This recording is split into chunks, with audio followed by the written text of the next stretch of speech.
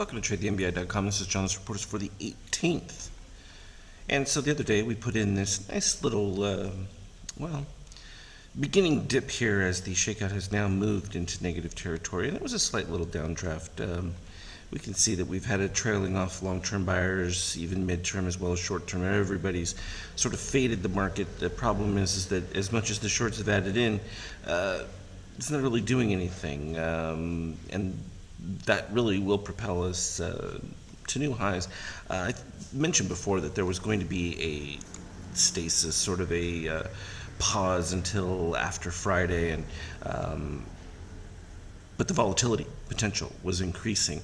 And so I wanted to point out that while we would have more swings, I don't see us moving all that far. I mean, we dipped below the yellow line, just came right back up for the NASDAQ. Sort of a nice filling in of some of the positive extremes on the intraday charts. You can see the Dow is pretty much exactly where it was when the original decay started, and really hasn't differed that much at all. Like I did point out, though, that the support of the euro was going to propel the market back up, and I think that's what saved the decline, because it really represents the fact that just right there, you can boost earnings without even doing anything. So, and there's lots of goings on in the international world, Brexit, the whole 9 yards. But I think what we're starting to see is the general consensus that a lot of economists are starting to come around to the idea that it looks like there may be more accelerated growth in the coming year than not. So that's a big change from what we've been looking at for almost a decade now. So, huge difference. You can see bonds holding up nicely under that idea of a little bit weaker market potential of some more yield around, but I just wouldn't be interested in that trade given that rates are likely to continue to rise. Oil holding beautifully right in that zone as long as it maintains that, and this was the trade that I was talking about from before. Continues to rise. Gold making a move. It's not going to stop. It's just going to keep going.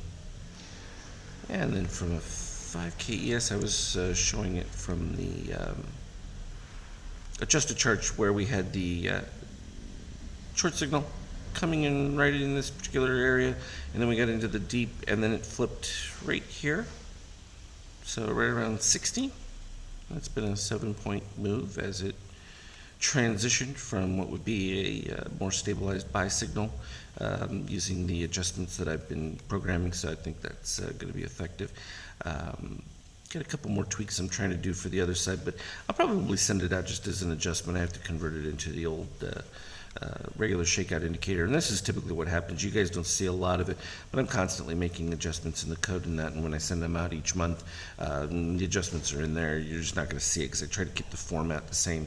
What I will do, though, is turn the colors to where it's just red, darker red, and then light green to darker green. I just do this because I have so many different subsets that I need to use the different colors to identify key locations. So same thing will happen with the paint bar. We won't be doing the pink and things like that. It'll just be, you'll go red or dark red, and you'll go light green or dark green.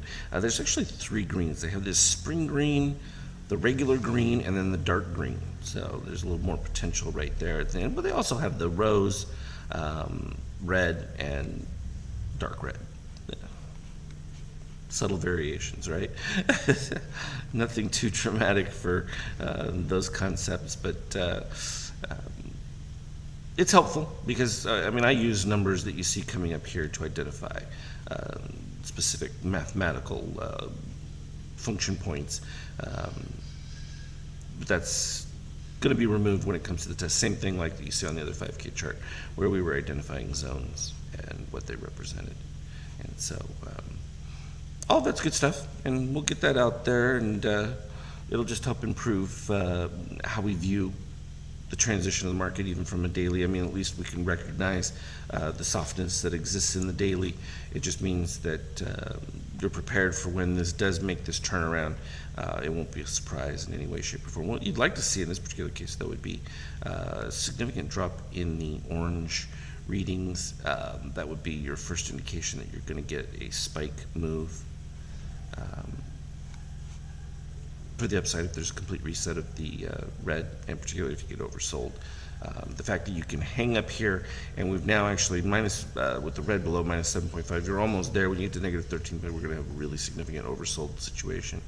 And I think that would be important to recognize if it takes place at that point. And it's probably several days off, though, so I would expect some more hanging around.